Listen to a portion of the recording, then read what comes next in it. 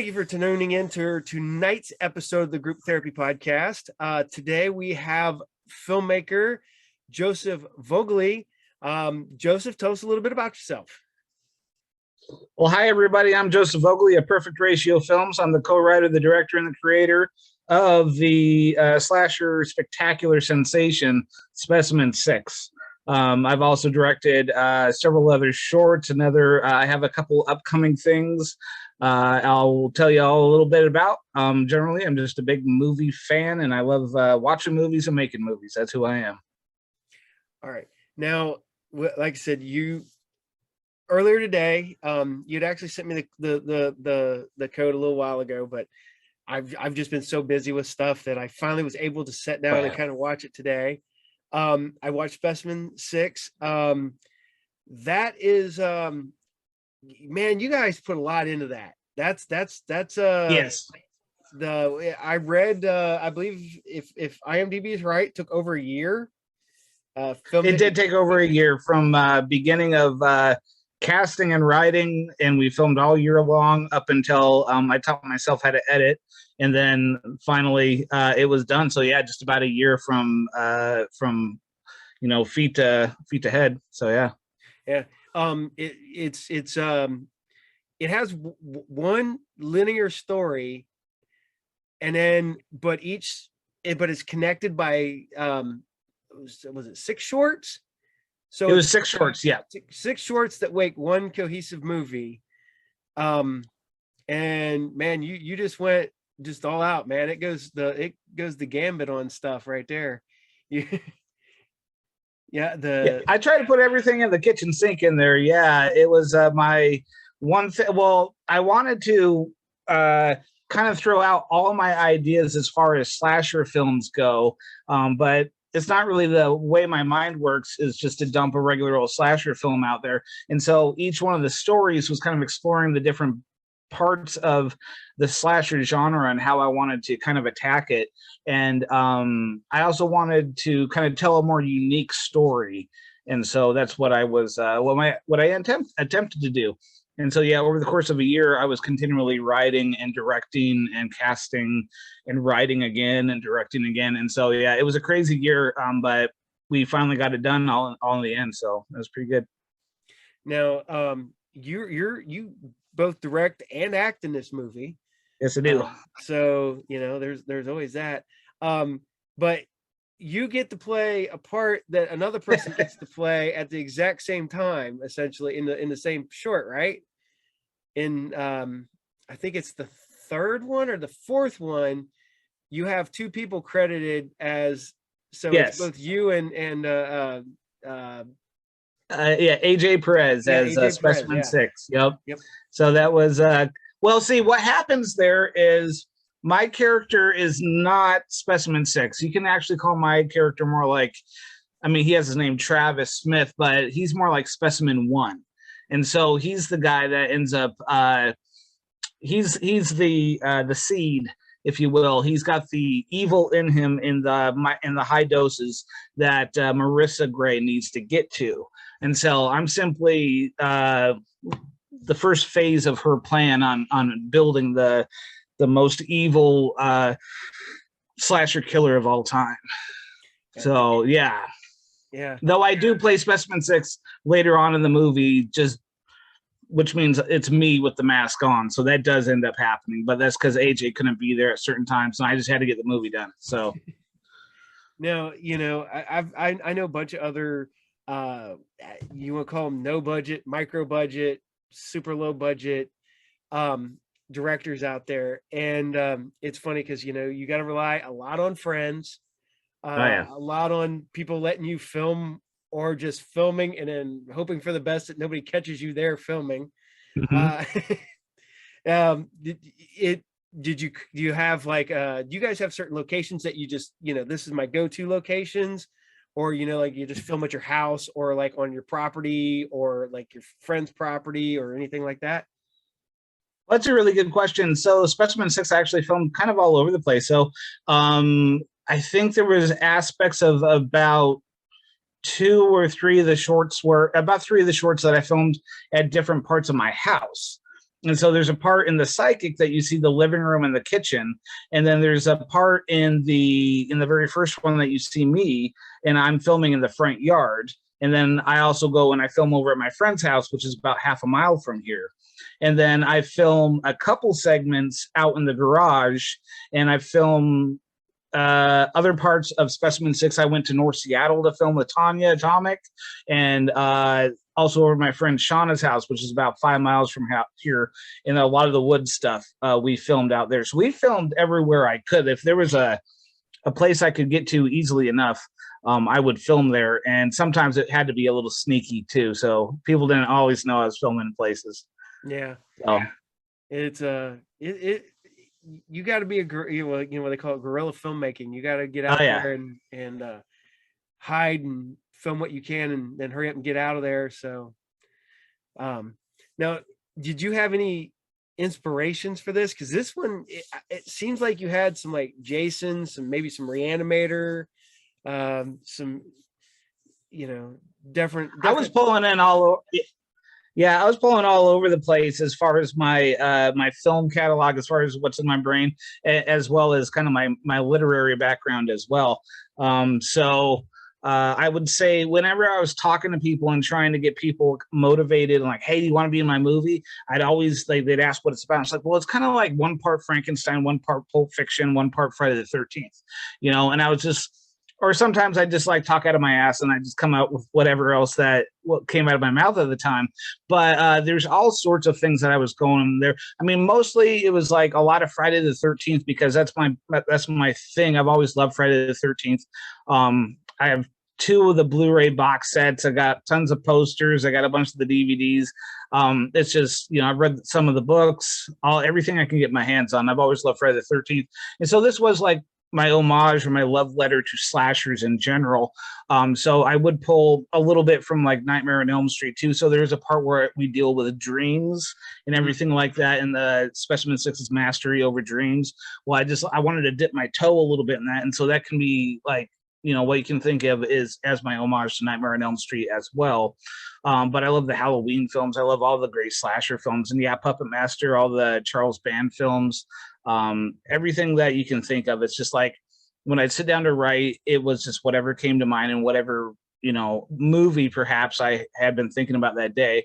And then I ended up putting that out onto the page. And then I had just lots of other, you know, inspirations as well. A lot of Joe Sherlock films inspired Specimen 6 as well. They seem very different than Joe Sherlock films, but you'll see 1 or 2 things, maybe a close up on like on a big pair of boobs. That would probably be homage to Joe Sherlock films right there. Yeah. So yeah, there's a great shot. This is boobs. Just pause, pause, and then pull away. That's my forte. That's what I love to see on the screen. Yep. You know what people like, man. It's horror movies, it's gore and boobs. Yep, blood, boobs, and beasts. Yep, that's right. Now the other one was you sent me the link to your short film, and I'm not gonna lie, I think I had the exact talk with my wife at one point when she's like, well, what's this thing and why is it in my garage? Yeah. See, I pull a lot from real life. My wife said that to me too. Yeah, it's just you know, I've had a lot of things in my other films too where I'm like, then my wife watches it and she'll look at me and like, really? I'm like, yeah, you said that to me. I know you remember that. So yeah, I pull from all over the place. That's great. Now, like you said, you're inspired by, you know, the classic slashers and stuff like this, and I think that Specimen 6 is a great like origin to give the your slasher, the, you know, Specimen 6, the, you know, because every slasher kind of has that weird, you know, Jason, you know, was just a dude, then he was, you know, well, first it was his mom, then it was a dude, then it was a, you know, the deformed dude, it was just super strong, then you got the undead version, and then you got the fact that we regenerate, and then you got the, see, this kind of explains a lot of how your guy is the way he is. It's like the you know, quote unquote, you know, for a comic book is it's the origin issue. It's the exactly, you know, yeah.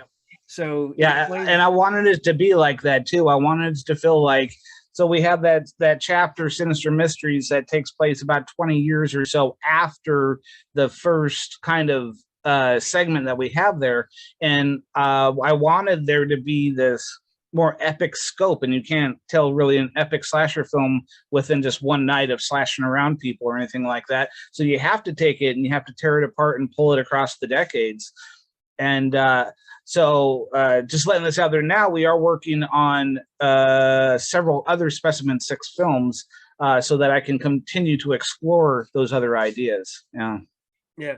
Now, if you can tell me if you want to tell me, not what kind of budget did you work for with this movie?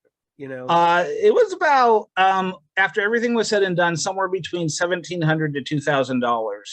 It was just like, it was mostly like just buying fake blood and feeding my actors. So every time I'd have people show up, I had to make sure that I was feeding them decent food and making sure I was spending a lot of money on fake blood to cover them with all that fake blood. So yeah, and I cover a lot of people with fake blood in that movie. Yeah. Yes, you do.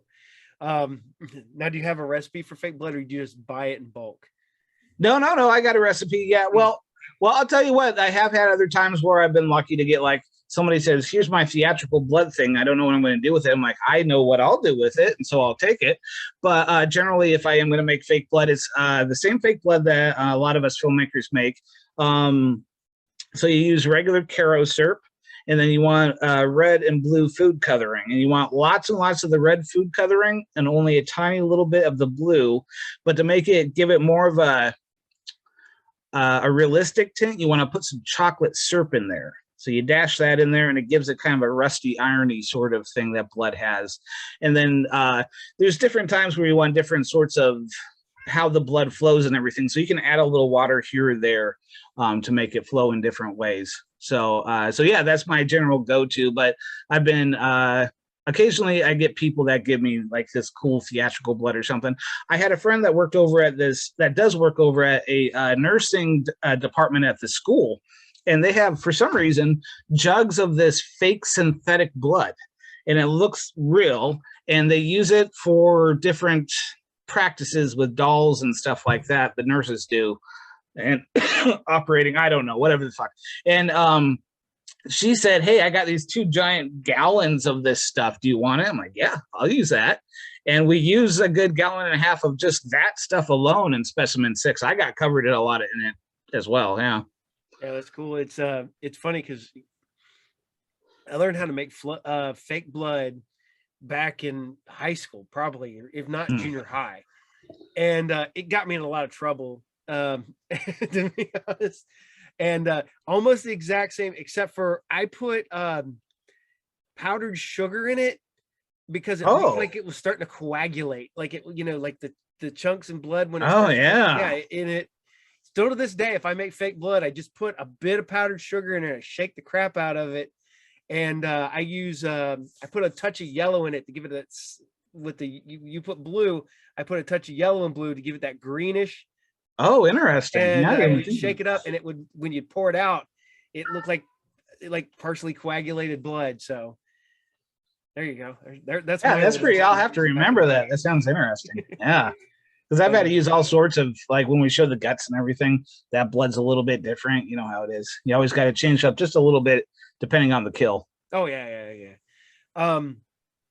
Now, I talked to you when I was messaging you earlier today, because the short film you did, definitely Lovecraftian, definitely. And that's big genre. I love Lovecraft. I know that's, I think everybody does, but yeah. Do you want to work in love with the Lovecraftian type mythos lore? I do. Yeah, I do. I would like that. I'm constantly writing different scripts and writing down different ideas. So I have a few other scripts and other stuff sitting around here that do delve into Lovecraftian stuff. There are aspects about the sequels of Specimen 6 that we bring in a little bit of Lovecraftian lore as well. When it came to the perfect ratio, which I showed you, that's actually coming out sometime I don't know, the next few months or so. Is coming out in a film called Reign of Vibrant Screams through Dark Park Films.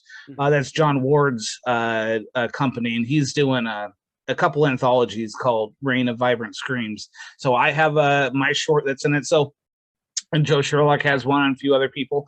And so basically, what came about that was like, he just posted on Facebook and said, "Hey, everybody, I want to do this Lovecraftian cosmic horror sort of thing. And any of you filmmakers want to contribute to it?" And so I'm, oh, well, I've never done anything like that before. So I sat down and I wrote the script with a couple friends. Well, I wrote the first draft, and then I had a couple friends kind of help me work through about 6 more drafts, and then we finally shot it. And so, yeah, it took a while from ass to tea kettle, I guess, to get that one finished up. But yeah, I was very happy with how it turned out. So I would love to work in more Lovecraftian area. I'm actually I have a audio play coming out, and I know it's not exactly Lovecraftian, but I have an audio play that's very tied in with The King in Yellow. So that'll be coming out in a couple months. Cool.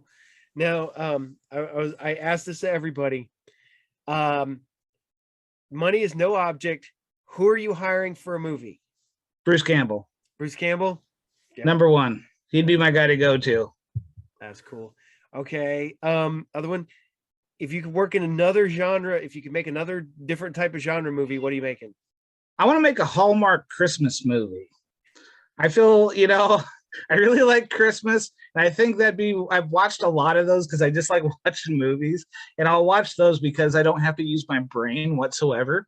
And I think it would be really easy to make one because all they do is they turn on every single light. So they shine every single light on every single corner of the actor, and then they shoot their master with 2 close-ups with maybe 1 or 2 other angles here or there if they want to be real fancy.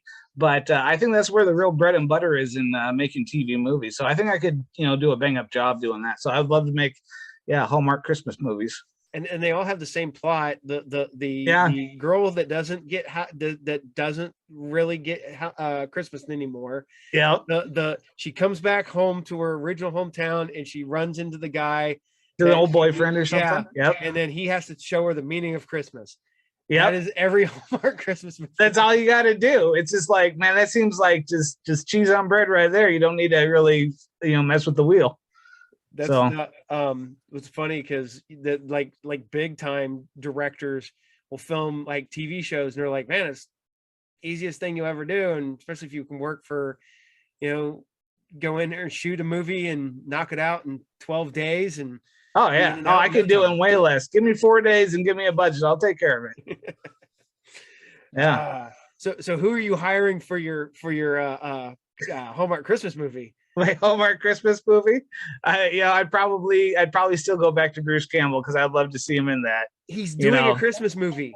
Is it? Oh no, I saw that. Yeah, the trailer for that. What is Black Friday or something like that? That looks awesome. No, Black Friday's a horror movie. He's doing a legit. Doing an actual movie. Christmas movie. Yeah, he's doing a Hallmark. Him and his brother, and I can't remember who his brother is. And they're going. This is bad. I'm going to hurry up and try to bring this up here. That they were like musicians back in the day. Oh, and it goes from there. So I'm hold on a second here. Really stupid phone. It's like, nope, autocorrect. All right, I'm coming. Bruce Campbell Christmas movie. One December night. Oh, One December night. Okay, I'm gonna put that in the brain bank. I like that. And that's awesome. Peter Gallagher is in it, and Bruce Campbell, and Brett Dalton, and let's see if there's any other people in here that people would know. Andrew Durand. Dee Khan is in it. It's got some big name people, I guess, that if you were alive in the 70s and 80s, you'd know. Right. Yeah. That's where, I'd populate my movie with the same, the 70s and 80s actors, because you know what they're capable of, and they'll just show up and they just want to get the paycheck and go too. Oh yeah. So yeah, this sounds great. I think that's one of the shames is that there were so many good actors out there that just kind of get thrown along the wayside because they're, they were great in the 80s. They were great maybe in the late 70s. And they're getting a little up there in age, but I'm like, these guys are still good, man. Put them in a movie. So I think, I would do that. And if as far as other like genres go, I love the camping genre in general, you know, not just Friday the 13th, but I love to do like one of the sequels to Meatballs or something. That would be fantastic. They've done 4 Meatballs sequels. I would love to do number 5. That's what I'd really like to do. That's my dream job. Do Meatballs movie. Yeah, Meatballs 5. That's it. I got a million ideas for it. that you know what, I had forgotten about Meatballs till the other day when I was like going through like Amazon Prime, and I was like, oh shit, Yeah. Meatballs And 2. part 2 is the best. Yeah. Yeah, part 2 with Meathead is the best. It's the best film. It's one of my favorite films. Yeah. Yeah. But all right, you know, what's, you know, you love Friday the 13th. Mhm. You can't make a Friday the 13th movie though. That's No, not with okay. yeah. If you make a horror movie with one of the classics, you know, which one are you going for? Oh, that's a good question. With one of the classics? From the 80s or from just any old time? Anytime. You can go from you know, Jigsaw back to Dracula if you want. Oh, I okay. guess Jigsaw would probably be the newest one, I guess. Closest. Yeah, I don't think I'd want to make a Saw film, to be honest. Let's see. I'd probably go back and make a sequel to something. Let's see. What would it be? I would love to make a sequel to 19 maybe the Brain That Wouldn't Die. I would love to do a sequel to that film, not a remake. Everybody wants to do remakes of these classic films. I would pick up the tatters and I would make a remake of The Brain That Wouldn't Die, you know, something like that. So I'm weird. Mine would have been actually I wrote a treatment for a Tomb of the Blind Dead movie. see, something like that. You know, maybe I'll change it. I want to do a cannibal Holocaust film. That's what I want to do. There you go. Yeah. Send them Yeah, back. Tombs of the Blind Dead is beautiful. Yeah, I mean, you just called it, so you're the one that's got to make it now, though. So. I did a treatment for it, sent it off. The producers loved it, but they didn't think that a Blind Dead, it was too old of a IP that concept. Yeah. I don't know. I think I just saw a trailer maybe a year ago that they came out with another updated sequel to it. Yeah, and that looked pretty interesting, kind of, but it was like post-apocalyptic Tombs of the Blind Dead or some shit. So I was like, I don't know, maybe it works. I don't know, maybe. Mine kind of picked up somewhat. You were going to find out that the actual because you know we always have that myth that the Templars made it to America at one point, because we find it, and they did. So there are already Blind Dead in the United States.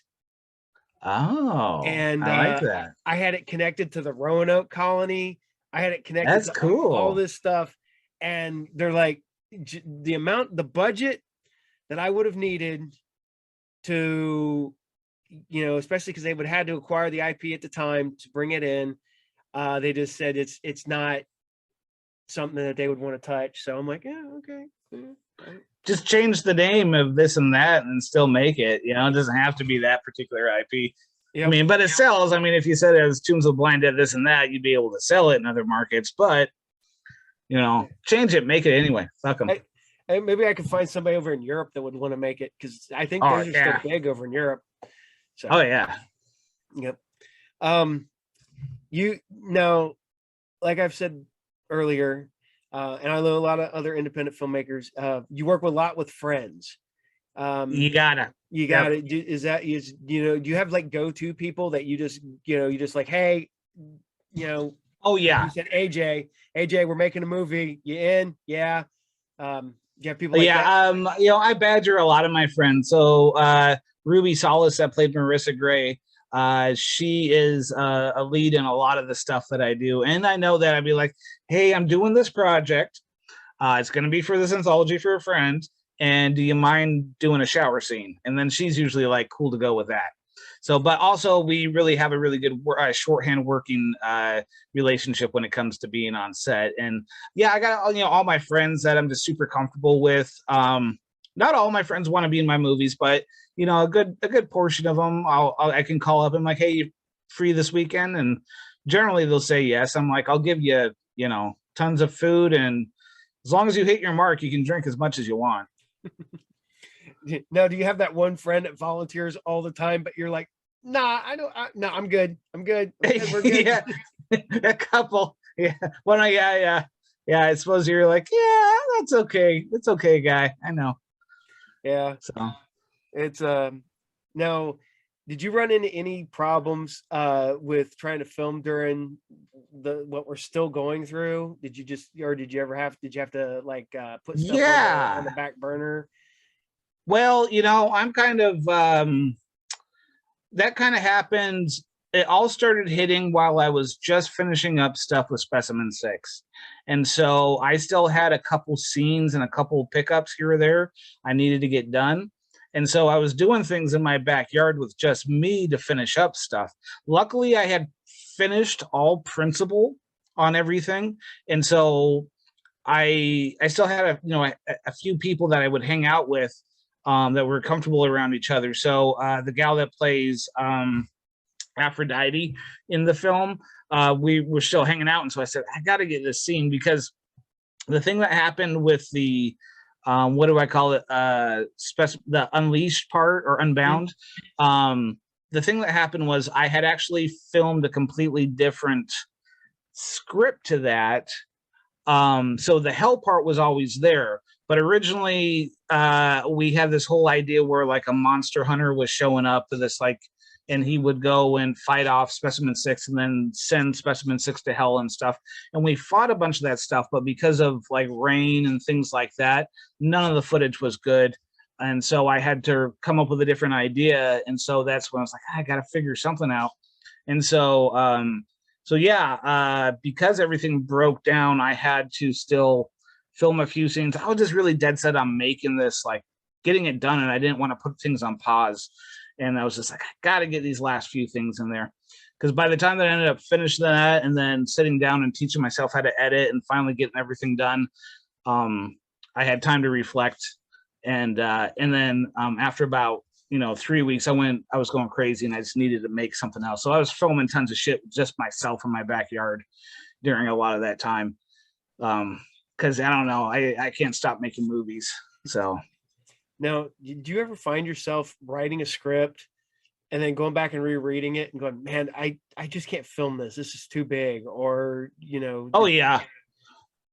Well, yeah, I mean, I got a lot of different ideas I do a lot of these audio plays too. I'm actually working on my 5th audio play. We've just recorded it, and now I have to edit the whole thing. And I like to do, and they all tie into Specimen 6 one way or the other. And I like doing Christmas audio plays because I used to listen to the radio all the time growing up. And so I've, listened to Lights Out with Arch Obler, and then all the In the Shadow and everything. And so I like doing those. And so it's kind of turned into a tradition. So this is the 3rd year I've done a Christmas themed play. And so when I have these really big ideas that I can't film, that I know I need $50 million for, I'll just turn it into an audio play or something like that. And I'll be like, well, I have an unlimited budget when I do an audio play. And so I have probably 20 other plots written down that are probably going to go into an audio play or some other genre, some other media that I can tell these things in, because I can't stop myself from thinking of these big ideas. And so, yeah, I'm limited to what I can do on the screen. That doesn't stop me from doing what I can on the screen. I think I was pushing pretty good boundaries with, a few $100 here or there. But when I do have these big epic things, I just turn it into an audio drama, or I write it down as a prose story, and then I release it that way. Okay. Yeah. So you're putting out books too, then? Or yeah, I read a lot of like short prose and things like that. And actually, Specimen 6 originally started as a novel idea, and so I started writing it as a prose book, and then it was kind of sitting around in my notebooks for a little while as some of the ideas as I was building it. And then I finally just decided, I'm like, no, I'm going to make it as a feature. And I thought, well, maybe I'll film it all year long, and that'll make it easier. And it didn't, of course. It just made things like me pull out my hair and probably almost killed myself a few times. But yeah, so anytime I get like kind of a crazy idea, if it's just too big, Now I'll create it in a different way. No, cool. Yeah, because it's one of the ones where I've been writing since I was a kid, Mm. and I have scripts and stuff that I've wrote for movies and stuff. Matter of fact, as I've told everybody, I was like, I was supposed to film my first movie 2020, Yeah. and then everything hit, and I got mad, and I put everything aside. Then I was bored watching, because I'm a night owl, so I don't go to bed till about 2-3 o'clock in the morning. Oh yeah, I can do that. And I'm sitting there watching I want to say Amazon Prime, and then I see a movie that's really close to the movie that I had just written, and I'm like, ah. So I basically just trashed like 3/4 of my movie and then rewrote it. And then the few people that have read it love the new ending and new story better than the original one. So I'm like, well, I guess it worked out better that way. Sometimes it's like that, yeah. And you know, sometimes like you get a script where it's like not quite like clicking, and people are, you know, or you see something like, oh, that's really close to that. So yeah, sometimes, I mean, the best advice I can give to myself as a writer is just don't cherish your darlings. You have to be able to tear this shit up and put it all back together to make it work. I do that pretty often with scripts or stories or anything like that, where I'm like, it's like I like it, but it's not filling here. It's not feeling like something I want to stand in front behind the camera and do. And so I'll tear the motherfucker up and then I'll glue it back together in some other way to see if it works in a different way. Yeah. Yeah. Because it's I don't know. There's just certain times where, as you know, a creative person, you've got to like just you can't be locked into ideas, I guess. That's what I'm trying to say. No, you'll sit around with the same idea forever and not get anything done. And I got too much to get done to be able to do that. I'm like, and if sometimes, you know, if something's not working, you put it aside, you do something else. I do that quite a lot too. I have scripts laying around all over the place that, and a lot of filmmakers do. I just did this thing. I directed a short for Joe Sherlock. So I'm gonna get a little plug here. So I've been in a few of his movies and I've directed a couple things in his movies. So Dark Zone 13 Part 1 you can get. It's a great film. It's an anthology, and he sent me a script called The Doll that he had written years and years ago for somebody else. But he thought, well, I want to get this anthology done, and I know Joe can put two cuts together. And so he just had this thing laying around and said, hey, do you want to do this? I wrote this years ago. And I said, yes. And then earlier this year, he goes, hey, I want to do Dark Zone 13 Part 2.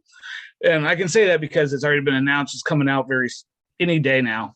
And so he sent me a script that he had written something like 7 years ago, and ended up directing that.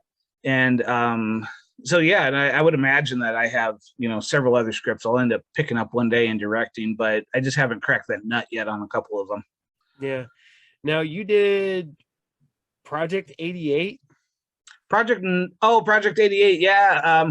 Tanya and I did that. So it was right after all the lockdown stuff started happening, and we were both bored. And so she had texted me this advertisement that they were doing, people from around the world could sign up to get a scene from Back to the Future 2.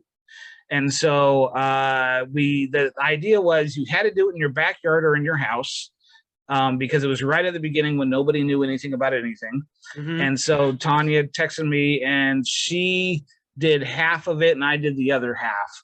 And so, and then she edited it all together, and then I did a little voice work in it. So yeah, and it ended up being a huge kind of hit, surprisingly. I think like in the first few days, it had over 100,000 views and stuff like that on YouTube.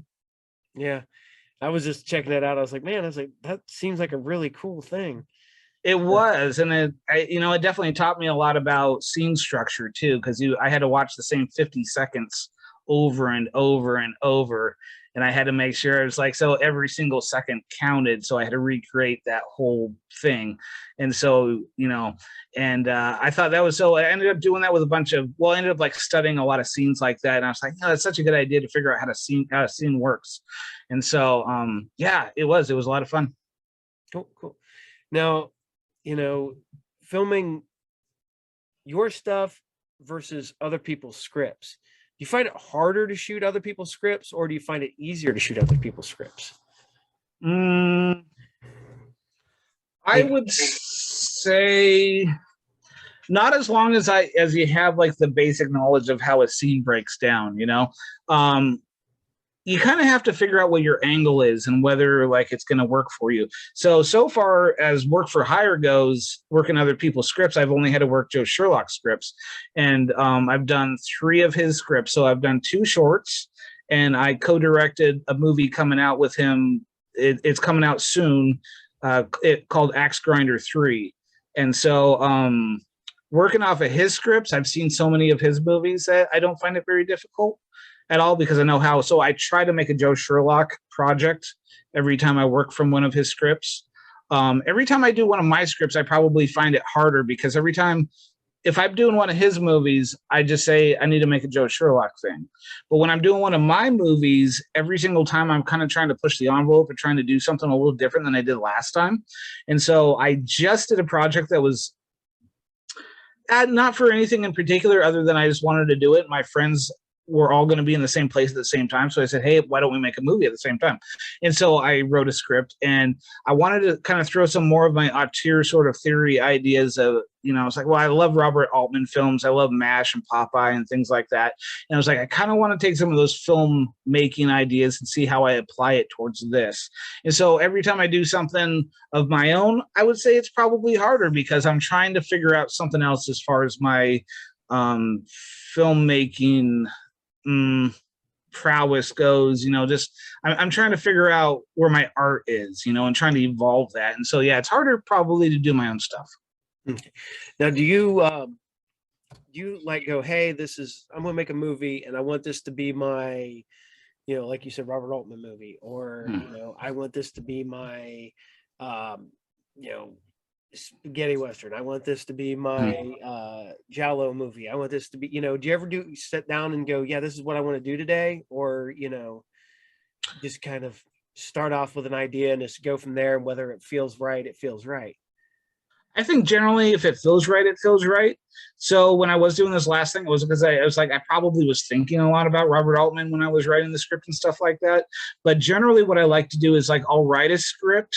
And I've been so busy this last year of directing different things that I have to be able to figure out time to sit down to kind of what I like to call live with the script before I start to film it. And so I need a good 2 or 3 weeks where I can sit down with the script, I can break it down into shots, and I can think about what sort of filmmaking influences I have as far as this thing goes. And so when I was doing The Perfect Ratio, I was watching a lot of David Lynch movies. And so I'd watch a scene from Fire Walk with Me over and over and over, not because I was trying to study the scene itself, but because I was trying to take in the emotion that David Lynch was working with. You know, it's like, what were his ideas here? What was the general, because it's more of a feeling sometimes that you're trying to figure out other than how to, because if you know how to operate a camera, you made enough movies, you know how a camera pulled something off, you know how Werner Herzog pulled off something in like The Enigma of Caspar Hauser or something, but that's not the idea that you're going for. You're not trying to figure out what the lens is or anything like that. That's the easy shit you can figure out. What you're trying to figure out is what the emotion was, or what that little tiny, like, just like buggery idea that they're trying to get through to the viewers. Like, what is that thing? And so I try to live with the script and read the script, and then I start getting some feelings and ideas. And so I'll start going back to like certain books or certain movies or comic books even. I'm like, what is that feeling? And I'm trying to figure that out. And so yeah, usually it comes after I write a script or after somebody gives me a script to do. Like the thing that I did with Joe more recently for Dark Sun 13 Part 2, it was very much like Rosemary's Baby. And so I went back and I watched that several times because I was trying to figure out, I know how he did this stuff, but what was the emotion behind that, really? So yeah, I don't know if you're like me, I love, especially since DVDs came out, when they started putting a commentary track and break down the filmmaker's commentary. That was something I devoured. It's funny, depending on the DVD. I was watching this the Ghost from Mars DVD, the commentary, and John Carpenter just kept talking about so it was John Carpenter and Natasha Enstridge. Enstridge, Yeah. and they were doing it together. He just kept talking about her boobs the whole time, and then talking about his kids' baseball. I was like, I'd like to hear about the movie, John. Thanks. See, I like the ones that have multiple commentaries. Like you have the director's commentary, and then you have the director slash script writer, screenplay, all that stuff. You have all those. Or you get the greatest commentaries ever, which is the Arnold Schwarzenegger commentary. Yeah. Now, working in the budget you got, you guys, and I've said this a lot with other filmmakers and stuff, you guys got to put a lot of heart into this. That's all it is. Got to be your passion. Because, you don't make, spend all your time and make no money to bust your ass or, literally, like I said, when my podcast / YouTube channel thing started because I had to put my movie on hold. I had done a public access show in the early 2000s, and that's what this kind of evolved out of. But I had to turn my creative juices somewhere else. And I started doing this, and it was one of the ones where, okay, this is just easier for me to do because I can literally do it with me, at least one other person, so I don't have to have a cast. I can do interviews, even if you've ever go back to my old episodes, you can see I have episodes with my son, my wife, a couple of my best friends. And it's just a way for me to funnel my creativity into something instead of setting up all night, just jotting stuff down that'll never die today. Now, have you been like this since you were a kid? Were you one of the ones that had the camcorder and was I didn't make movies when I was young. I've always written stuff, and I've always drawn stuff and painted stuff, and I used to act a lot in theater, so I actually have more extensive acting. So I always loved movies, and kind of thought like maybe I should, make a movie, but then I never really did. Like I did some like high school TV shows that they show on the CCTVs around the school and everything. We did this like a Survivor knockoff show that would be every week, but I would just be acting in it. And so that was fun. So I've been involved with different kind of film things, but I didn't start directing movies actually until maybe 8 years ago or so. And so, it was because I went to Crypticon one year, and it was my first horror convention. And then I met Joe Sherlock there, and I started watching his movies, and I started discovering more micro budget films. And I was like, well, shit, I can do this. If this dude did it for $1,000, why can't I?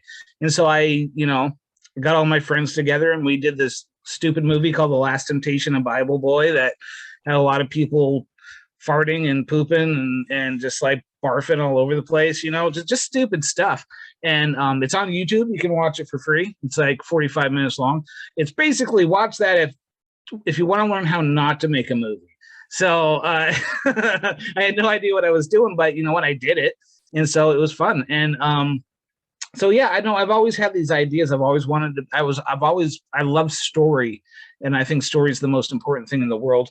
And it's basically the great thing about being a human being is that we've always sat around the fire, and we've always told stories, and we've written on cave walls.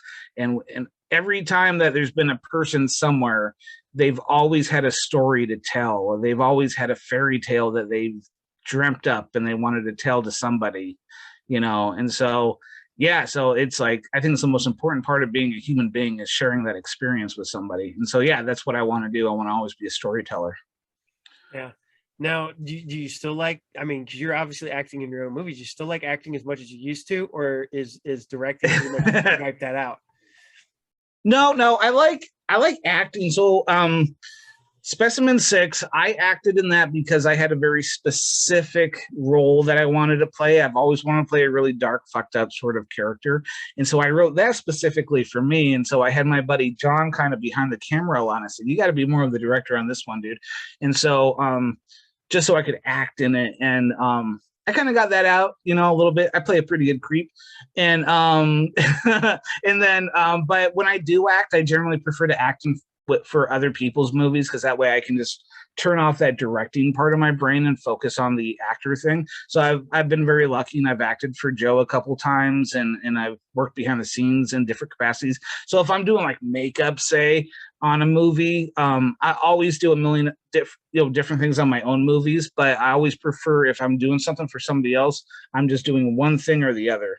If I'm acting, I'm acting. If I'm a blood boy on set, I'm a blood boy on set, or I'm, makeup this or that. So yeah, and so if I am acting, I prefer doing it for other people, but sometimes I do it out of necessity. I did my own thing again. I acted in this last short that I just finished, and so but just because it was like easy, and I was the only guy there, because I only have a handful of like dude friends that like will really like show up. So most of them are like, I don't know, maybe, and then they never show up. But I have like 2 or 3 dudes that I know that will always be there when I ask them, and so sometimes it has to be me out of necessity. Yeah, it's funny because I've got a couple, like I said, filmmaker friends, and I've been in a couple movies, and it's been like, hey, do you want to be in a movie? Sure. Why not? So my internet just fucked up. There we go. And I'm like, okay, I'll be in a movie. But I don't know. It's one of them ones where I legitimately, I'm getting older. So I know that I'm not going to be like the hero in the movie. Yeah. I can't be nothing big like that. I want to do one thing, and I want to be the guy at the beginning of the horror movies that tells the kids that they're all going to die out there.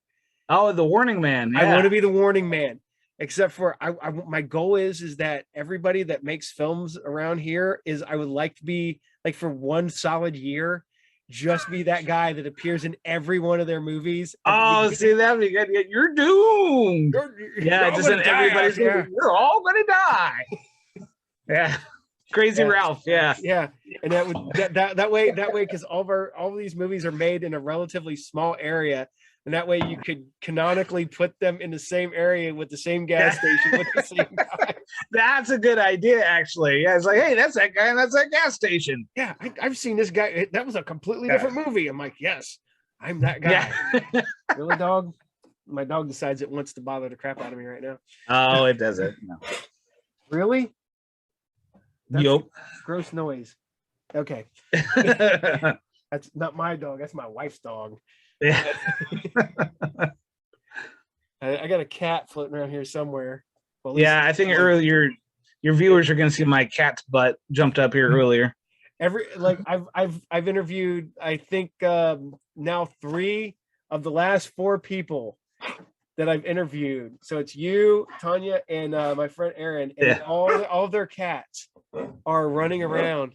Really? Yeah. God, give me 1 second. Hold on. Yeah. Yep. You said you do movies, you do audio plays. Is there another medium you'd like to work in? Yeah, actually, right now it's just starting out with like, I'm starting to write out the scripts and everything, but I want to come out with a magazine, just like 1 issue, just for fun. And it's going to have like short prose stories. It's going to have comic stories. It's going to have all sorts of crazy, weird stuff in it, but it's all going to circuit. It's all going to be about the Specimen 6 world. And so it's going to be kind of that thing where you asked me earlier, where it's like, well, do you have these other stories that are kind of like bigger and whatever? Well, this is going to be kind of some of those things.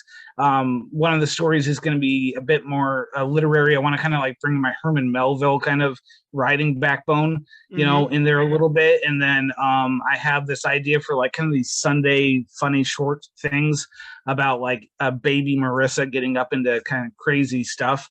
And so I want to do one regular thing like that. And so I'm starting to write the scripts right now and kind of work on the artwork. And so, yeah, I do want to do a little bit of comic books and a little bit more prose work and things like that. And I think it'd just be fun for somebody to have on their shelf, All right. Now your background, did you just go directly? Did you have any schooling? Did you go, or did you just do the school of doing? Oh, as far as like film and stuff like that? I'm a do-it-yourself as far as film and stuff goes. I did go to college, but I went to college and I have a history degree. So it really has like, and I did a bunch of like film appreciation classes in that, but that film appreciation class doesn't do shit as far as like teach you how to make a movie. So you get watch a lot of cool movies in those classes, but it doesn't teach you nothing about movies, making them. So the only way I learned how to make movies was by being on a set and writing scripts and doing it over and over and over. So yeah, I have no formal schooling as far as filmmaking goes, other than I just watched a lot of movies and I make a lot of them now. Yeah. Now you'd be like, I worked at a video store. So one of my schools was, I was a manager at Hollywood Video for about 4 years. Oh, I worked at a Blockbuster for about 3 years. Yeah. We were rivals. No, we weren't. Blockbuster killed Hollywood Video. No, Blockbuster sucked. Hollywood was horrible. It was funny because when that last Blockbuster documentary dropped, on Netflix, I had people who were always asking me questions about my time working, because everybody's like, oh, was it fun? I'm like, it could be, but most of the time it was just dealing with asshole customers. Yeah, that's all Blockbuster was. Yeah. I mean, I remember my favorite thing to do when I worked at a Blockbuster was, you had to work it with like, kind of asshole, well, I mean, that's customer service in general. Yeah. But my favorite thing to do was like, they'd ask me to go like, take a wet cloth or something to go wipe down the DVDs, and I was perfectly fine with that because then I just go look at the movies and read the movies and enjoy them, and so I'd go to the next one, and that was my favorite thing to do. I mean, talking to the customers was generally not my favorite thing to do because they'd come in, they'd want to watch The Blind Side, and I'm like, where's The Blind Side? I'm like, I don't want to talk about The Blind Side. And I had some like gal come in and like she'd get really angry at me. She was renting a video game or something like that, and I said the video game sucked, and then she'd yell at, so it's just customer service. So no, that's not the fun part. I mean, being around the movies, and once in a while you get that one person that wants to watch a good horror film. I said, well, if you want to watch a good horror film, you don't want to rent it from us. You want to go 5 miles over there to a place called Crazy Mike's, and they have a wonderful film called Bloody Murder 2, or just something like that, Bloody Murder 2. I have that on VHS tape somewhere around here. I got that both on VHS and DVD. Was it? Yep. I can't remember which one I got. Well, yeah, no, because I do have Bloody Murder 1 and 2 on VHS, and I have Bloody Murder 1 and 2 on DVD. Because I want to say it was part of a box set. Or like part one's terrible. Yeah. I can't. Yeah, part one is a hard one to get through. You're like, oh God. There's even a line in the movie that says they're talking about this slasher film, and he says, he's trying to explain. He's like, and it's longer than your traditional like slasher film. It's like, yeah, so is this movie. Is killing me. I love part 2 though. I mean, yeah, that one. I mean, it's not great, but it's a lot better than part 1. And there's even a part 3. So just in case people wanted to know, there's one called The Graveyard, and it takes place at Placid Pines Cemetery. And so Placid Pines Camp, of course, is where the other 2 are. It just has nothing to do with Trevor Morehouse, which is my favorite thing about the movie. It's like just how the name rolls off the tongue and how they're trying to like copy Friday the 13th in every way. It's like Jason Voorhees, Trevor Morehouse. Like there's just something there, right? That's great. Well, I think legitimately, I think my Bloody Murder 2 is signed by, I think, Tiffany Sheffis. You were so lucky. I would love to meet her. Yeah, she's the best reason for part 2 is Tiffany Sheffis. Well, what's funny is I met her really early on in her career, back when she was a trauma girl. And nice. We used to always be at the same conventions over and over and over again. And we kind of, what I call con friends. We'd always talk and chat at every show. And I didn't see her for a long period of time. And then my wife was with me at a con. And so she's like, are you the one that puts up with this guy? And she's like, yeah, it's the one that I married. Yeah. Because so I mean, legit, she signed an autograph to my wife, and never charge. Tiffany's never charged me for anything. So it was funny because I think she did a Femme Fatale magazine, and she went through the magazine and signed every picture of herself in the magazine. That's awesome. That's even better. That's so cool. Yeah. So I have one magazine that's signed like 8 times throughout the magazine. That's cool. Yeah, that's one thing I missed about the whole COVID thing, was not being able to hang with the people I used to go to cons with all the time. Yeah. I'm a comic book guy, so I do a lot of comic book conventions, or little comic book shows and stuff. Mhm. And it was like from December 2019 to June 2021, I did not go to one convention Oh that wow. was like comic Yeah. book related. I went to a couple toy shows, but that was, that was like two people I knew at those. It wasn't the same people that I go to and I hang out with, several times a year. Yeah. So yeah. Yeah, I go to Crypticon every year. That was the worst part for me, was Crypticon was canceled, and you could take away everything else, but you took away Crypticon. That's the worst. Yeah. Now, do you take a lot of your stuff to the cons, or you just go as a guest, or do you just go as a fan? I usually just go as a fan, but it wasn't until really this last year I took a bunch of DVDs with me just to go hand out to whoever talked to me about whatever Specimen 6, because I just have a bunch of DVDs laying around. But no, I just go as a fan, and I just like to kind of like take in the ambiance of the convention. And even like I'll get really excited. I'm like, oh, I'm going to meet this person. I'm going to meet this person. And then I show up and I meet 3 people, and I'm like, I'm pretty good. And I'm usually like, I can see that person, and it's almost like we're still hanging out at the same party, but I don't need to go talk to them, And so, it always ends up being like that. I get myself psyched up to meet somebody. I mean, I did meet Joe Bob Briggs last year, so that was this, a few months ago. So that was pretty awesome. That's one that I really want to meet. He's very tall. He hurts your neck when you look up at him. Yeah. Well, I was telling one of my customers today at the shop, I was like, a few years back, oh no, it was last night. We were watching because it was dead at the shop, so I put in. We were watching Last Boy Scout, and nice. I was talking about Danielle Harris. I was like, yeah, I met her a few years back. Oh man, I wish. I didn't realize how short she was, because I'm not a tall guy. I'm like 5'9", so I have to lean in, and I got my arm in to take the picture.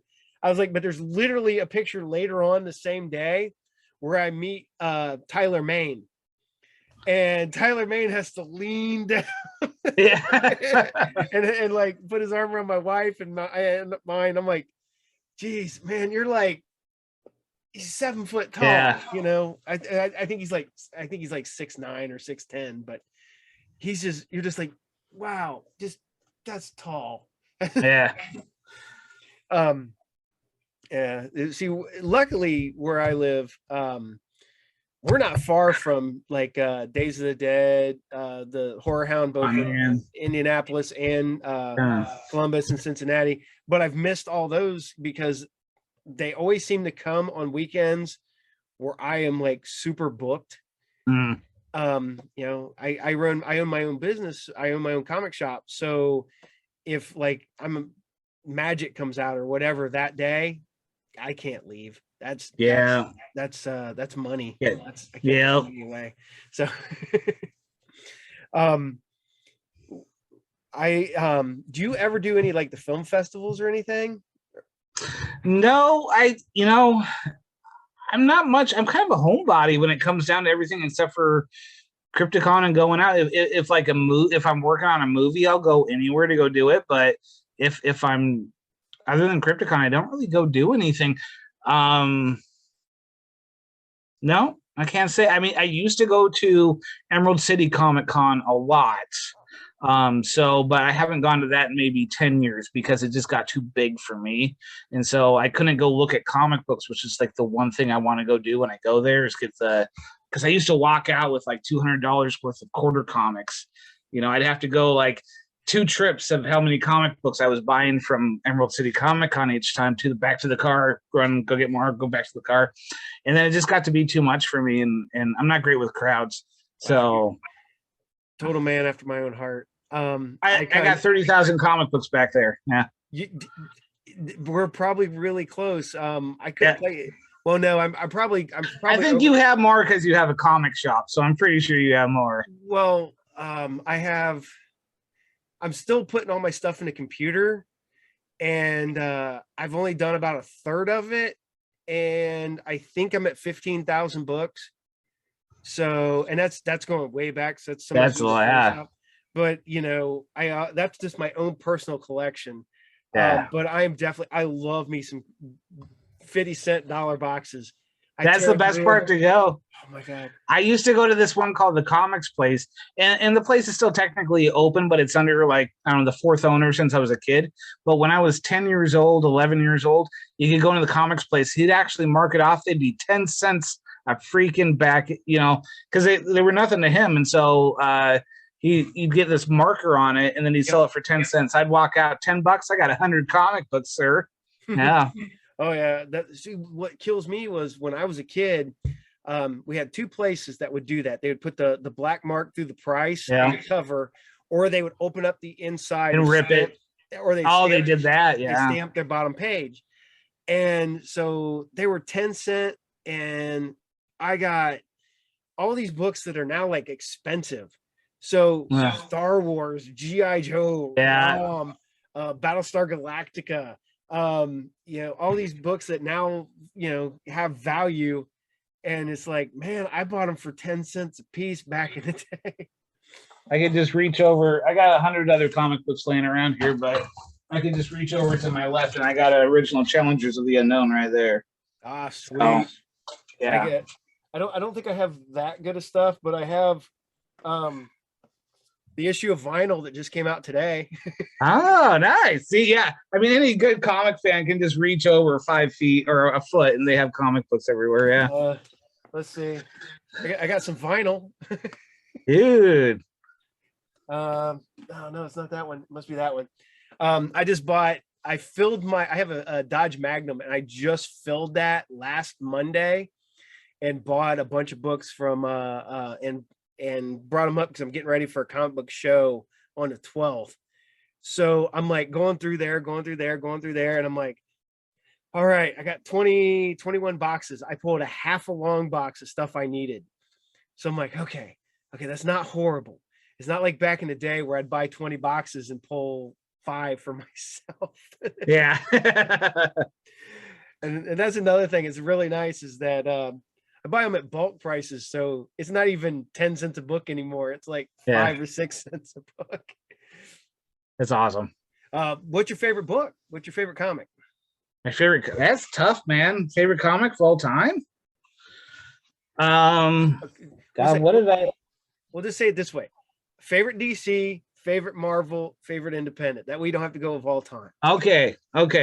So, you know, I grew up when I was like really collecting. I started collecting back in 87, 88 when Death in the Family came out. Mm-hmm. And so that was actually one of my first comic books was the death of Jason Todd. Mm-hmm. And I remember the day that happened, my dad, it was an Easter day, and he had bought these comic books, and one of them was The Death of Robin, and it was in my basket, and I read that.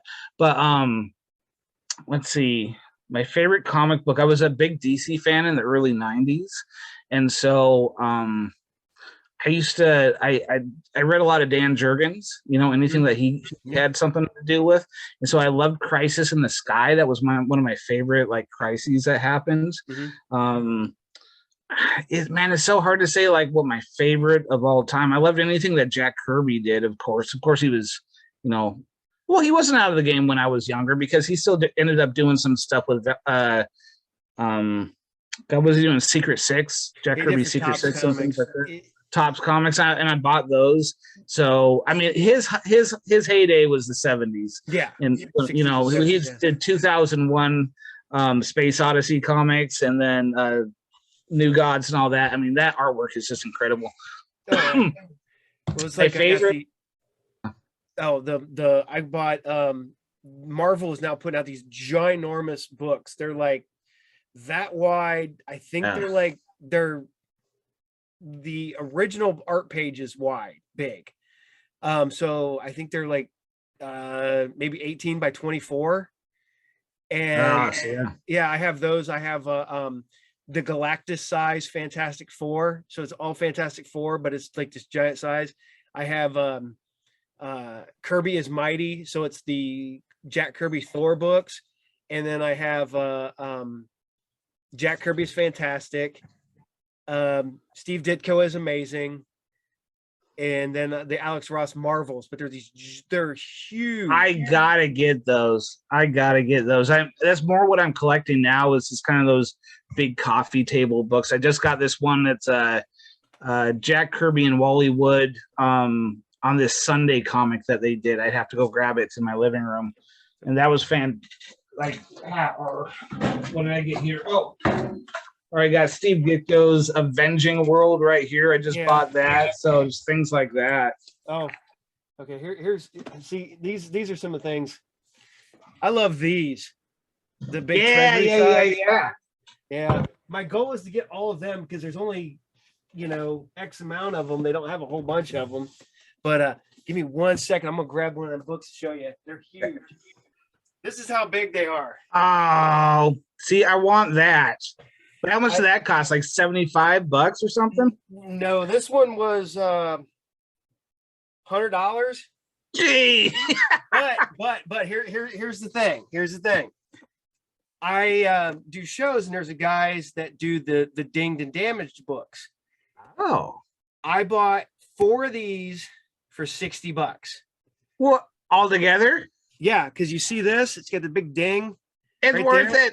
Oh, yeah. Who cares? It's worth it. I don't. That's what I told him. He goes, that one's tore. I'm like, I don't care. And I don't buy anything because of how much they're. I mean, I have comics that are worth a few grand, but yeah, here or there, old Supermans and Spider-Mans. But no, I buy them because I like to read them. Yeah, but no, I looked at the guy and he goes, oh, it's. I'm like, no, I want them. Anytime I can luck into those at like the discount prices, I'll get. Oh I haven't bought one at full retail yet because I just can't drop $100 on something like that. That's too much. I feel bad if I have to pay $20 for a book. Like a single issue. Yeah, I'll buy graphic novels here and there, but I don't really buy too many like newer comic books, like anything in the last 3 years. I kind of just I kind of just want to get the older stuff nowadays. So I was getting that point, and then all these independent books started coming out recently. Mm-hmm. And you're gonna have to send me a list of good ones because I need somebody that appreciates good writing and good comic books. That it's like I want to buy comic books. I just Radiant Black. Okay. Yeah, it's a weird superhero one. Let's see. I got like Beyond the Reach. That's Aftershock. I've been hearing about them, right? Yeah. They put out pretty good stuff. Yeah, they put out some good stuff. Right now, probably my favorite, one of my favorite comic company is Scout Comics is putting out this stuff called Black Mask, and it's their horror / like dark sci-fi books. Okay. This was a good one. It was Time After Time. Now that was the first story arc. Now the second story arc is Time Before Time. Let's see, Fight Girls, that one just started. I haven't read that one yet. And then I just randomly pick up some stuff like I'm not gonna lie, I'm not a big fan of this one, but it is Stephen King and Owen King's book called Sleeping Beauty. Well, that one's based off the novel or whatever, right? Yeah. The artwork is I collected it because I already got it, but it's one of the ones where the artwork kind of is off-putting. This is the one I couldn't wait for today. Good boy. That's right. Good boy. All right. Stuff. I got Tales of the Dead Astronaut. See, I got to start getting these. These are ones that I haven't seen. Yeah, these just dropped, but I don't have any of the. I thought I did, but the Black Mask one's got stuff like Gods of Brutality, this like almost Danzig type rock star. He's in like deep shit, so he basically prays, and the only gods that answer are Thor and Hercules. So they come and get him out of hell.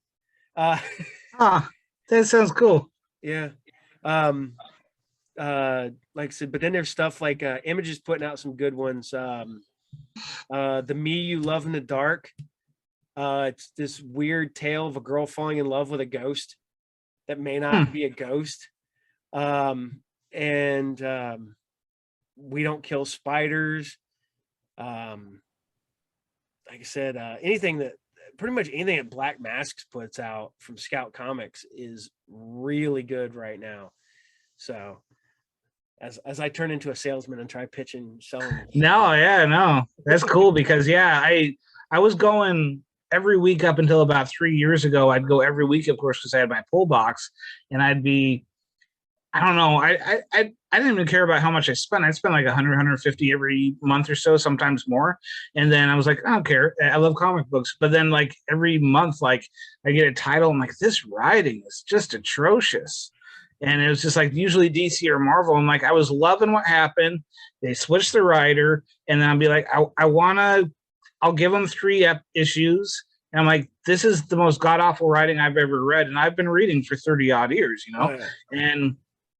And then I'll just be like, okay, cancel that one.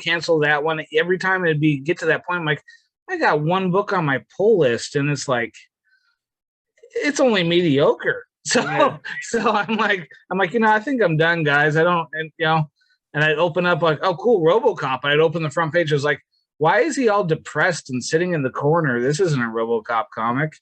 I'm like, okay. What happens with me recently is that I was reading Immortal Hulk, and Immortal Hulk was good. I hear it's good. Al Ewing is the writer. Al Ewing and Bennett were working on it, and it was great. And the end was a little. I mean, the book. They Stephen King ups and downs. You know, where they had a great the whole thing and didn't know how to do the ending. But the first issue of the next storyline came in, which is not anything to do with the Immortal Hulk. And I'm just reading it, and I'm like, man, they better pick this up, or I want to drop this again. Right? That was what was happening. Huh? Yeah. Yeah. That's what was happening to me. You know, I was reading, I had started picking up Superman again when Dan Jurgens was doing it, and I was loving it. And what Peter Tomasi was doing, the other Superman book at the time with Rebirth and everything, I was loving that. And I think it was Peter Tomasi, and I was buying both books. And then Bendis came in and pissed and shit all over the place. And then I was just like, no, thanks. Now I've been an X-Men fan since I was a little kid. And that's the only book that I've bought that I still buy, even when it gets horrible, which it's got like, you know, like 4 or 5 years where it was horrible. It was one of the ones where I buy it out of habit. Even when I went through that whole period when you were, you know, in my early 20s, when I was partying and drinking all the time, the only thing I was still reading every month was X-Men. The X-Men comic, yeah. And so now I'm to the point where it's one of the ones where like a couple issues will be really good, and then the next issue will be like, then it'll be really good, then it'll be blah, and then it'll go like 4 or 5 issues where it's blah. And then it'll have a couple good issues. And I'm like, I guess this is my life now. So I'm a guy, I'm maybe 20 issues of having an entire run of original X-Men. Wow. Yeah, you're a completionist, sir. Oh man. Yeah. Well, that's like a month ago, I finally completed the old school Marvel Star Wars. So I have all of those now. Wow. Yeah. It sucks paying. That's fucking awesome. Those were good. I've read a few of those. I'm sorry to say I've only read a few of them, but I loved some of the artwork that's in those. Just, I mean, I think that's a real craftsmanship is back in the early 80s when Jim Shooter was like jumping on board and everything. And just, I know a lot of people shit all over Jim Shooter. And so I was like, well, he kind of righted the ship before it sunk. So, yeah. I met him. He was a cool guy to me. I don't get it, but that's cool. Yeah. I've listened to all these interviews and I'm like, he sounds awesome, and he knows what he's talking about. If you go onto his website, he has a great website where he has these scripts that he wrote. That's some of the best comic book writing, just the scripts alone. It's absolutely a blow your mind. Yeah, I mean, he wrote Secret Wars. You know, yeah, I love Secret Wars. Yeah, talking about one of my favorite comic books of all time. That's up there is Secret Wars. Yeah, yeah.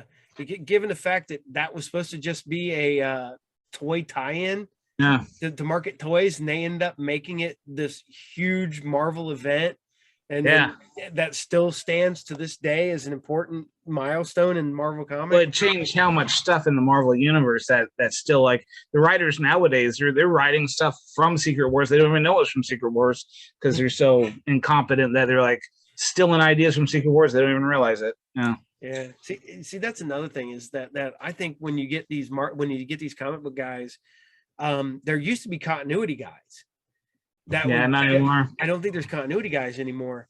It's one of the ones where Mark Waid used to do shows around here a lot, and I actually began talking to him a lot. And a lot of people hate Mark Waid, and I'm not. He doesn't have a great reputation. No. Yeah, never been nothing but super nice to me. I mean, we'd sit there and talk. I mean, we did a thing called Fanboy Feud. And it was basically Family Feud, and he was on my team. So, really? That's cool. Yeah, and the worst part about it is we still lost, but because we were picking stuff that as comic book fans we would have loved to see. Yeah. Like they asked, okay, if you could meet any comic book artist, who would it be? And we're all these older comic book guys. We're like the one guy who never does shows, Steve Ditko. We would love to meet Steve Ditko, and it's back when when he was still alive. Well, he doesn't do anything. He never did interviews. He didn't do nothing. Yeah. So that was like we were all like, yeah. Everybody was like, yeah, Steve Ditko would be the guy, and Steve Ditko didn't even make the list. It was like like Jim Lee, Todd McFarlane. I'm like, whatever. No, sir, you got to go back to the people the real craftsmen. That's what I'm talking about. Yeah. Yeah. Those you look at a Steve Ditko page and you're like, man, how did he pull that off? And like people are like, oh, that's so simplistic. It's like, that ain't simplistic. That's high thinking cartooning right there. When you look at like a Wally Wood, if you look at like the first issue of Daredevil, you're like, how did he make Daredevil like pose like that? It's incredible. Yeah. But yeah, like I said, people hate Mark Waid, but never been nothing but nice to me. I think he's got a really bad reputation. Yeah. Like I've heard a lot of bad stuff. I'm like, I've never met him. I can't say anything. Yeah. But I've also met people that people were like, oh, super nice guy. I met him. He was an asshole to me. I don't know. Maybe I There's some actors that are like that too. Yeah. I mean, when I met who did I meet? Oh God, Ed Brubaker. I met him, but it was for like it was like maybe 2 minutes. And I thought like, oh, that wasn't a very good interaction, but I'm like, maybe he was just like not in the mood to talk to somebody at the time, but it was like still a good writer. But the one guy that I've never had a good interaction with, but it was Steve Rude, the guy that created Nexus. Oh, Steve, did you watch that documentary that was oh no, it wasn't the writer, Steve Rude's the writer, right? And then the artist was Steve Rude is the artist. Okay, so yeah. Did you watch that documentary with Steve Rude? He has kind of like he's somewhat autistic almost from what the documentary was saying. Like, and he has these like manic depressive things where he'll freak out and punch walls forever, and then he won't draw for like months, and then he'll go, yeah, it was really fast. It was on Amazon for a little while though. I can't remember what it was called though. But yeah, I hear like maybe that explains why he was an asshole to me. I don't know. Maybe, I don't know. The more I hear about the comic book industry, like as you get deeper, you're like, oh, there's a lot of assholes in there. I don't know why, but well, it's you're a creative person and you're told to be creative, but then you don't have license to what you just created on most parts. You'd be pretty angry. Yeah.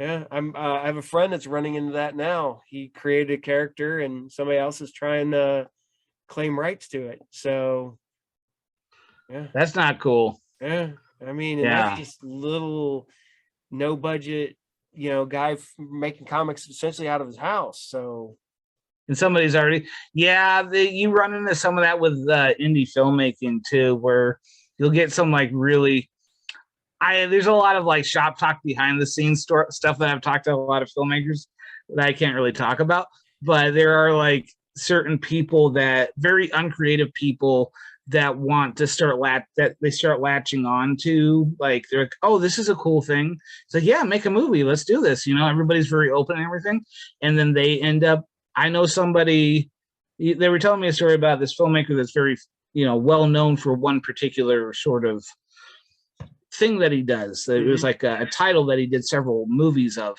and somebody that was, he was being nice to, that he was like, hey, yeah, make movies, we all love to help each other. And then she ended up literally using his title and just remaking his movie. And he's like, could you not do that? And she got mad or something about it. And so you run into these weird people that were like, I don't think they're like mentally well. Some of these people that try to steal, like they're not creative and they try to steal other people's stuff. Oh yeah. Well, I was told, I'm sitting there talking to people one time and they're like, man, don't give too many people your ideas. Cause, and they're like, cause somebody will like, that's a brilliant idea. I'm going to make that. And they'll run off. And then you're like, oh, I created that. And they're like, no, you didn't. That guy did. He's made the movie. You're still sitting on your ass trying to, put a script together. This is true. Yeah. I mean, but sometimes it's a testament to what you are as a writer too. It's like, you don't want to tell everybody all of your right. I'll tell you what, you can tell people your ideas after you've already made your movie. Yeah. That's the way that I look at it, because like, just don't tell them right beforehand. 6 months ago, I thought of Amityville Bigfoot. And I'm like, oh, I haven't seen that one yet because there's a million Amityville films. And then about 2 weeks ago, somebody started posting these things. We're making Amityville Bigfoot. I'm like, well, shit, I should have made that 6 months ago. But maybe it's just something in the air or something. I don't know. Was it the parallel evolution where you're working on something at the same time somebody else is working on this? Because it happens. Yeah, I've had a lot of ideas like, you got to jump on that iron while it's hot. Yeah. Oh yeah. I worked on a book back in the early 2000s called The Elite. I had it. The first issue was finished, and then about the time it was all done, DC started doing this book called the Justice League Elite, and it was almost the same premise and everything. And I'm like, oh, damn it! My book was completely done, not published yet. And this book came out, and it's like, nope, shit can't that. That's done. Yeah. Throw it away. So that's what my basic philosophy is. Like, I got to get this shit done now, and I got to get it out there. Yeah, maybe some of it's kind of like that too. Never sit around on a film. That find a place for your films. Find a home for your films as soon as possible. So like when I saw Specimen 6, when I made Specimen 6, I knew somebody. And I said, hey, what do you think about this? And then he said, yeah, it might be a good idea. And then a few months later, he goes, hey, you still want Specimen 6 come out on DVD? I was like, yes, I do. And so, yeah, nobody's going to steal Specimen 6. I'll tell you that much. I don't think anybody could. That is that's a lot of movie. Yeah. It's a lot of movie there. It's a lot of movie in an hour and a half. I talk to other friends of mine, like I said, do these movies and stuff, and I got to do this for you. And, you always hear these awful reviews online. They're like, oh, these guys are a bunch of people just making. I'm like, it legitimately is a bunch of people making movies in a basement. Yeah. Oh, I've made several movies in basements. Yeah. But they're doing their best damn job. You make a better movie in your basement. So, yeah, right. Now, I think it's usually people that were like, oh, yeah. Oh, they could. Oh, God, I meet people all the time that are always like, they'll start shit talking like, oh, I could make a movie. I got an idea for a movie. It's like, you should make it then. They're like, I don't know. Maybe. I don't know. And I'm like, just fucking do it, dude. It's like, you're going to sit around saying you could make a good movie? Oh, I hear these people go, oh, yeah, making movies is easy. I was like, have you made one? And they're like, no. I was like, making movies ain't easy, brother. I'll tell you that much. It's not. It'll fucking kill you. And but no, non-creatives. Yeah, mine is that it all comes down to time. I could make movies all day long if other people wanted to work from midnight to 2 o'clock in the morning, but nobody wants to work from midnight to 2 o'clock in the morning. Not very many people will, but sometimes you get some friends. So you get a friend that wants to be on set with you for 14 hours, and you want to keep calling that person. Well, Tanya, she was telling me, she goes, make a movie. She goes, do it. She goes, if you don't want to make your full movie, do a short. I was like, I have shorts, She goes, you do a 15-minute movie and knock it out in a day, maybe 2 days. Oh yeah. Yeah. So, and I was like, oh, okay, I can do that. I just did this thing. I'll send it to you after this thing. But I just finished editing it, and the first like about 95% of it I did in 14 hours. And then I had 2 follow-up days. One was an hour, each day was an hour worth of shooting to finish it up. But the majority that you'll see when you see it, I was like, I have 14 hours and I have 16 people here at this party. I'm going to make a fucking movie. So that's what I did. Yeah, mine is that I got since I have my shop, I want to do a little shorts, like maybe little 5-10 minute shorts. But it involves me. I'd have to have maybe at least one other person because I need somebody to man a puppet. Oh And, yeah, two yeah, puppets yeah. because I want to have like the good and the evil, but like the both sides. So they're not.